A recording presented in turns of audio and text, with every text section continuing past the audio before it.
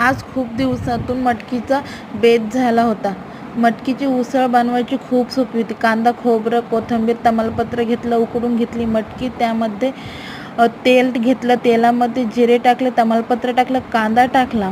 कांदा टाकून घेतल्यानंतर कढीपत्त्याचे 2-3 पानं टाकली. कढीपत्त्याच्या पानांचा वास खूप छान येतो. कांदा, लसूण टाकलं, यांचा चांगला वास जळून दिल्यानंतर कच्चा वास असतो तो जळून दिल्यानंतर चांगल्या प्रकारे परतून घ्यायचं. त्यानंतर एका वाटीमध्ये आपल्याला जे जे मसाले टाकायचे ते मसाले घ्यायचे, जेणेकरून 1-2 मसाल्याने जळणार नाही, सर्व मसाले एकदम परतून जातील.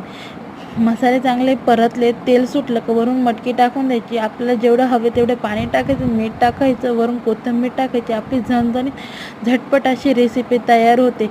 मित्रांनो, आमच्या घरी ही अशी मटकी खूप आवडते. अशा प्रकारे एकदा करून बघा. थँक्यू. सबस्क्राईब.